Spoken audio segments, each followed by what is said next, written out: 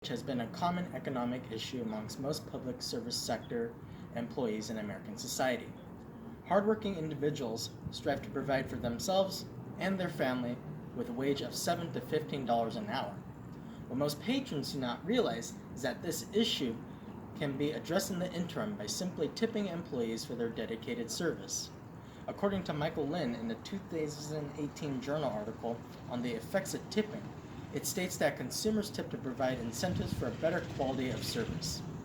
Therefore, the most effective solution for this ongoing dilemma has been right in front of our faces.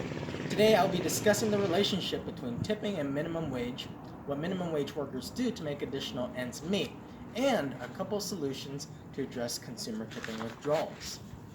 So first, what does tipping have to do with economic wages? A 2018 journal article on tipping discrimination by Samuel Stricher discovered that it is harder for employees to compensate for back-of-the-house servants such as chefs and waiters due to federal minimum wage law. Restaurants and public service establishments are raising prices to alleviate deficiencies in tips, which has been an ineffective method of providing sufficient monetary amounts for servers.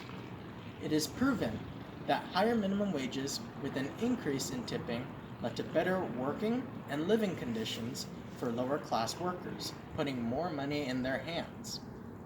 According to a 2017 journal article on the economics of tipping by Anthony Gill, it declared that employers utilize price discrimination, which is the act of fixing a specific price for a good or service at high rates, which is directly proportional to the influx of customer tips.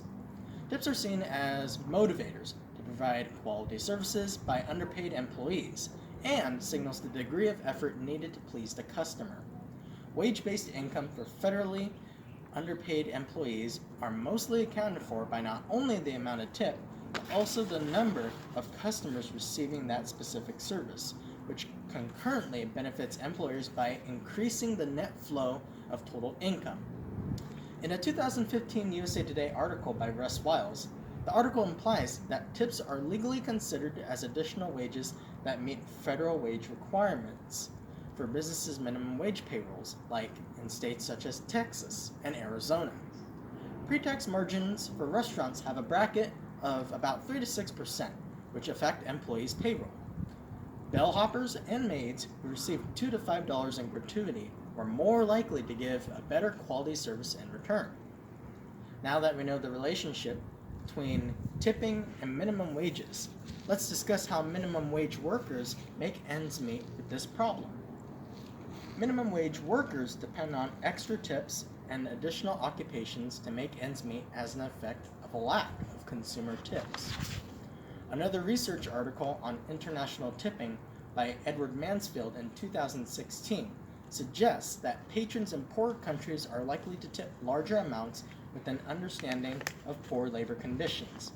The diffusion of generous tipping norms from northeastern America are responsible for migrants adopting generous tipping rates in their own home countries. In some countries, however, workers are paid in fair amounts that provide aid for the economically disadvantaged. In poorer countries with extreme working environments, underpaid workers, and little to no health insurance policies, workers depend on high gratuities to meet decent living standards.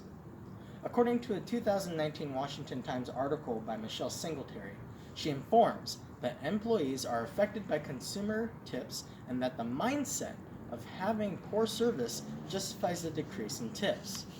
Most food service employees are either working class or entry-level part-time students, so they are in need of extra money that can make up for employer payroll limits. Employees in the service industry cannot read minds, and therefore are able to serve patrons only when they are given specific orders. This deserves extra recognition as it's more work to fulfill customer satisfaction that rewards tips. Since it is known that employees are federally underpaid and that consumers were interviewed to have not mindful or thankful mentalities, here are a few prepared solutions. Underpaid employees can make ends meet financially with support from public customers through gratuity fees and larger tip pools. A 2019 journal article by Ashley Weiss regarding tipping pools suggests that federal regulations do not necessarily affect tip pools in food service sectors. Tip pools are split amongst all employees by a fair average amount from the total made in that specific day. To make up for a lack of customer tips, tipping pools should be enlarged by establishing a federal regulation that sets a higher minimum divisor for pools.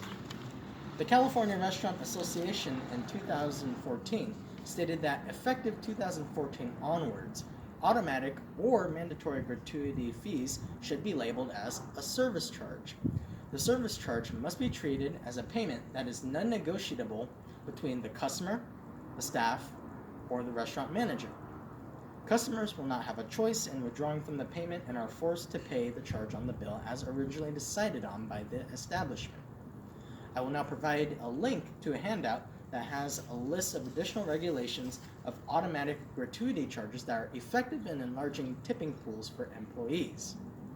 So today, I have discussed the problem of underpaid employees, the underlying causes of wage cheatings that lead to this problem, and two conjunctional solutions that involve enlarging tipping pools for employees through mandatory gratuity charges. Taking these recommendations into consideration will not only help you develop a more grateful mindset, but they will help employees provide for themselves and potential loved ones.